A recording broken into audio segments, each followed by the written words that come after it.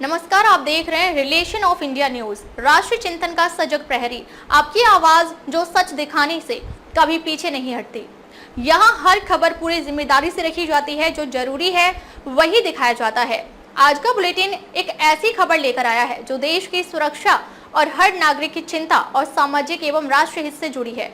यह खबर सिर्फ जानकारी नहीं, चेतावनी भी है और एक अपील भी कि हम सब मिलकर राष्ट्र निर्माण में सहयोगी बने। तो चलिए शुरुआत करते हैं आज की सबसे अहम और बड़ी खबर के साथ। भारत 2047 की दिशा में सांस्कृतिक और आर्थिक प्रगति का संकल्प। भारत की आत्मा, संस्कृति और सभ्यता के पुनर्जागरण का सशक्त मंच सांवरिया कॉन्क्लेव 2025 इंडिया @2047 नई दिल्ली में आयोजित हुआ। इस सम्मेलन में दिल्ली सरकार के पर्यटन एवं भाषा सांस्कृतिक मंत्री कपिल मिश्रा मुख्य अतिथि के रूप में शामिल हुए। अपने संबोधन में उन्होंने प्रधानमंत्री नरेंद्र मोदी के विकसित भारत 2047 के विजन को साकार करने के लिए उद्योग जगत, नीति निर्माताओं और विचारकों के एकजुट होने की आवश्यकता पर बल दिया। उन्होंने कहा कि भारत की प्रगति तभी स्थायी और सार्थक होगी जब वह अपनी सनातन जड़ों से जुड़ी रहे और सांस्कृतिक चेतना को आत्मसात करते हुए आगे बढ़े। कपिल मिश्रा ने जोर देकर कहा कि विकसित भारत 2047 का विजन केवल आर्थिक समृद्धि तक सीमित नहीं है, बल्कि यह सांस्कृतिक और सभ्यतागत पुनर्जागरण का भी प्रतीक है। उन्होंने दिल्ली को भारत की सनातन आत्मा का प्रतीक बताते हुए कहा कि यह वही दिल्ली है जिसने युगों युगों तक भारतीय संस्कृति को संजोया है। आज दिल्ली गुलामी के प्रतीकों से मुक्त होकर अपने गौरवशाली इतिहास और धरोहर को पुनर्जनन की दिशा में अग्रसर है। स्वराज्य कॉन्क्लेव 2025 इस दिशा में एक ऐतिहासिक कदम है, जो नीति निर्माताओं, उद्योग जगत के दिग्गजों, सांस्कृतिक ध्वजवाहकों और विचारकों को एक मंच पर लाकर भविष्य की दिशा तय कर रहा है। इस सम्मेलन का मूल संदेश रहा कि भारत का विकास तब तक अधूरा है जब तक वह अपनी सांस्कृतिक विरासत को साथ लेकर ना चले।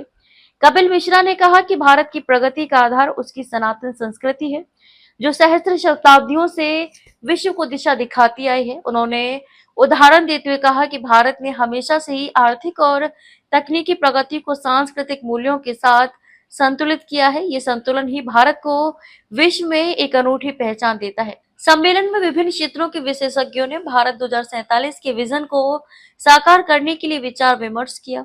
उद्योग जगत के नेताओं ने आर्थिक विकास के लिए नवाचार और तकनीक के महत्व पर प्रकाश डाला, जबकि सांस्कृतिक विचारकों ने भारतीय मूल्यों और परंपराओं को आधुनिक संदर्भ में जीवंत रखने की आवश्यकता पर जोर दिया।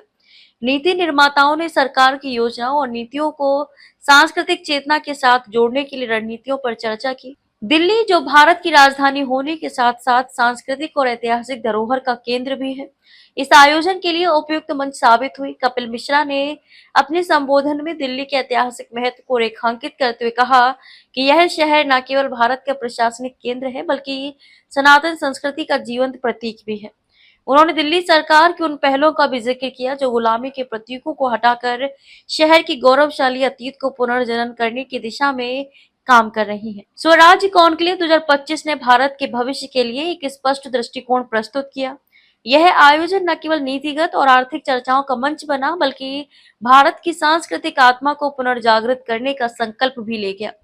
कपिल मिश्रा ने अपने समापन संबोधन में कहा कि विकसित भारत 2047 का सपना तभी साकार होगा जब हर भारतीय अपनी जड़ों से जुड़कर और अपनी संस्कृति पर गर्व करते हुए आगे बढ़ेगा।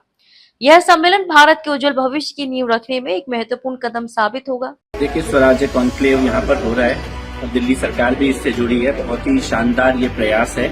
विकसित भारत का जो लक्ष्य प्रधानमंत्री जी ने दिया है, उसमें धर्म और संस्कृति का किस प्रकार से विस्तार होना है, धर्म और संस्कृति का क्या स्थान होगा, उसके लिए देश भर से प्रमुख लोग आए हैं, इसके बारे में चर्चा कर रहे हैं। और दिल्ली सरकार भी दिल्ली का जो असली इतिहास है, जो प्रधानमंत्री जी ने लक्ष्य दिया है गुलामी के प्रतीकों से मुक्ति का, उसमें इतिहास में भी गुलामी के कुछ प्रतीक हैं, उसमें कला एवं संस्कृति में भी गुलामी के कुछ प्रतीक हैं। उनसे किस प्रकार से मुक्ति दिला के दिल्ली की असली कला, असली संस्कृति और दिल्ली के असली इतिहास को किस प्रकार से सामने लाया जाए, उस उद्देश्य के साथ दिल्ली सरकार भी स्वराज कॉन्क्लेव से जुड़ी। दिल्ली से रिलेशन ऑफ इंडिया न्यूज के लिए अशोक कुमार निर्भय की रिपोर्ट। आगे भी खबरों का सिलसिला जारी रहेगा।